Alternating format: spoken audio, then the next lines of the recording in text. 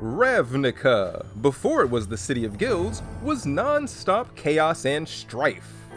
Growing sick of the constant fighting, some of the plane's mightiest beings agreed to form a magical contract in an attempt to bring and keep peace across the plane. This contract would be known as the Guild Pact. The 10 Signatory members became known as the Perrons, who then founded and were appointed leaders of their own 10 guilds. Of them, the Selesnyan Conclave's Perron was Selesnya, the world soul of the very plane itself. A world soul is the self-aware essence of a plane. Think Progenitus of Alara, or Gaia of Dominaria. While she has no physical form, consisting of mostly psychic energies, the area with the deepest connection to her is contained within Vitu-Ghazi, the massive world tree and guild hall to the Selesnyans. The very essence of Ravnica is the founder of the guild, so naturally, the guild aims to unify all life within the harmonious chorus of tolerance and solidarity. While they would describe themselves as a nurturing, selfless, and spiritual group, their express role in the Guild Pact is to foster and tend to every natural form of life. This guild being one of the only reasons plant and animal life can still be seen across the spreading city. The story of Ravnica begins with the decamillennial celebration of the founding of the Guild Pact. It centers around a Boros beat cop trying to solve a massive conspiracy that was formed by a pair of villains. Those two being the Demir's original Perron and then guild leader, Zodic, and the current leader of the Golgari, Savra, who began to use one another to attain their wicked ends. In order to destabilize the guilds, Zodic tricks Savra into having the Golgari attack the Boros and infiltrate the Selesnyan guild. Just as she is accepted as a member, Zodic kills her and takes this opportunity to attack the world soul herself, being a rare breed of psychic vampire. The Boros beat cop bursts onto the scene and arrests Zodic for his crimes, an action that invalidates the Guild Pact. For you see, by arresting Zodic for his crimes, the cop created a paradox. When the Guild Pact was signed, House Demir was made to be secret, and as such, he couldn't publicly be arrested. Zodic, who knew this all along, let the Wojek arrest him, thus nullifying the Guild Pact's magic plain-wide. Augustin IV is revealed to be behind all these conspiracies, as he releases Zodic, only to have the vampire mindlessly eat his face. A new, non-magical replica of the Guild Pact is forged by Teysa Karlov of the Orzhov, and kept inside Vitu-Ghazi. With that, the world soul retreats into herself, and Ravnica falls into dissension.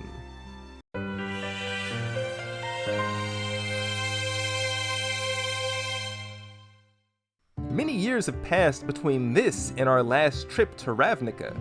In the absence of the Guild Pact, a lot of guilds lost their members and influence, leading to a reshuffling of leadership across the entire plane. Within Vitu-Ghazi, a trio of dryads spent these years in an attempt to connect to and lift the world soul out of her deep retreat.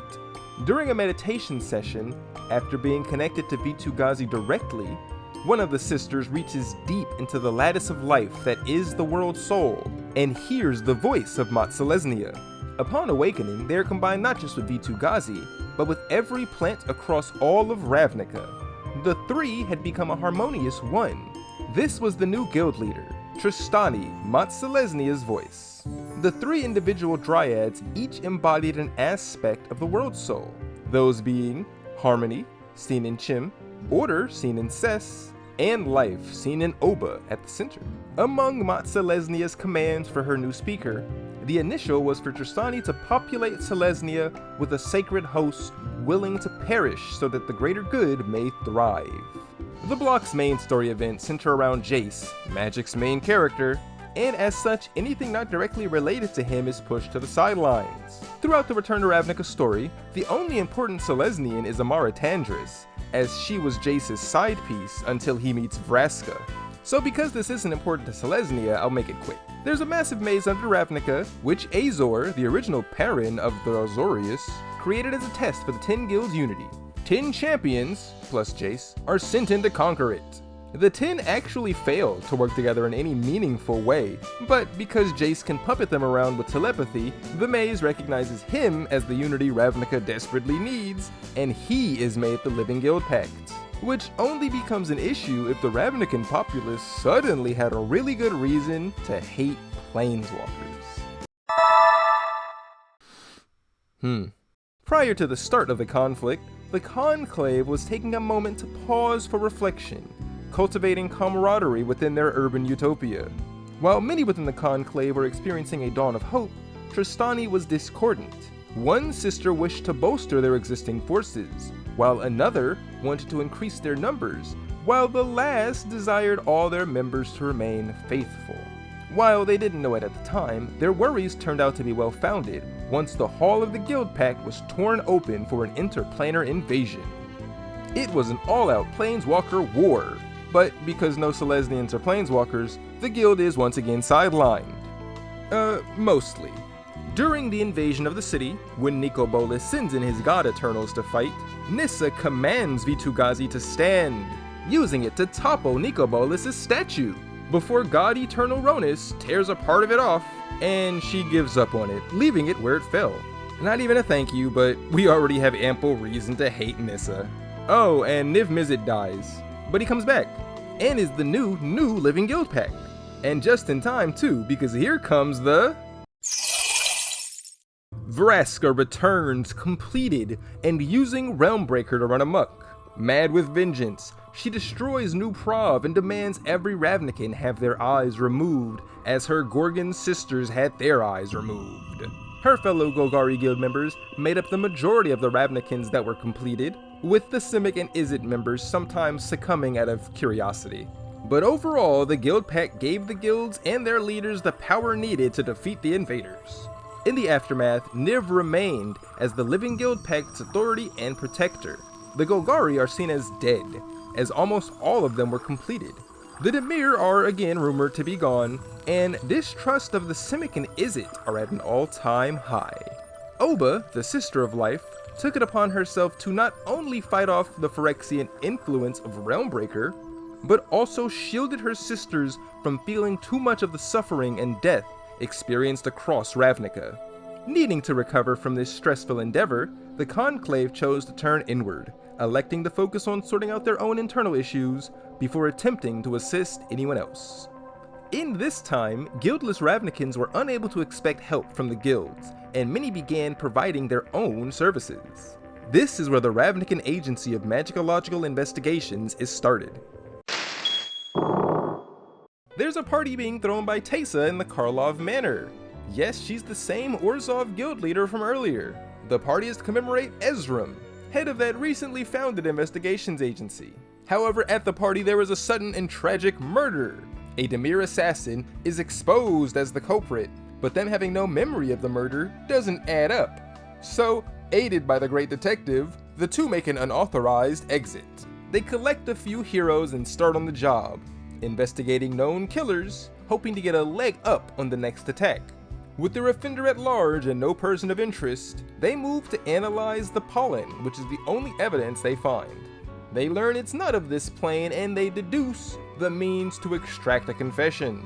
After they acquire an audience with Tristani, they assemble the players in Vitu-Ghazi, where the dramatic accusation points to Tristani, specifically Oba, as the culprit.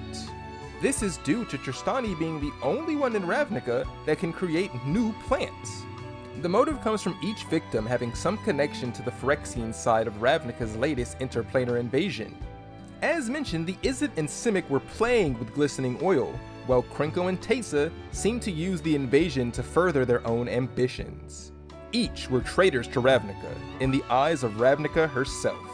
Nothing on Ravnica was more damaged by the Phyrexian invasion than Tristani, being deeply connected to every living thing across the plane. Oba, the Sister of Life, took on more pain than she could manage, and that pain blossomed into rage. There is a struggle to detain her, during which Oba strikes Atrada down and Tolsimir is mortally wounded. The conflict ends with Oba having used the Selesnyan Conclave as a cover for murder, killing a Dimir agent before being arrested, which is really a cool callback to the end of the original Ravnica story. Never mind, Atrada survives her attack, of course, and the two assassins for hire and the ghost of a dead debt slaver bring this big bad hippie to justice. While Ses is unable to speak through her sobbing, Chim says they will need time to learn what Mont Selesnya wishes for them, and this might be the last time we ever see them, both in this form or at all. The story ends with her affirming that the remaining 2/3 of Tristani will continue to fulfill their guild responsibilities, continuing to selflessly give to a population that seems incapable of anything but taking. But this is a video on the guild, not its leader. Even if they were out of sorts when we last saw them, we have the utmost faith that the Conclave will return stronger than ever. They remain as our favorite guild, and while most still seem wary of their message of harmonious unity, we truly adhere to Mont Selesnya's teachings of order and might. Until next time, we've been Rude Kaiser, hoping each of you remembers that there are no soloists in a chorus.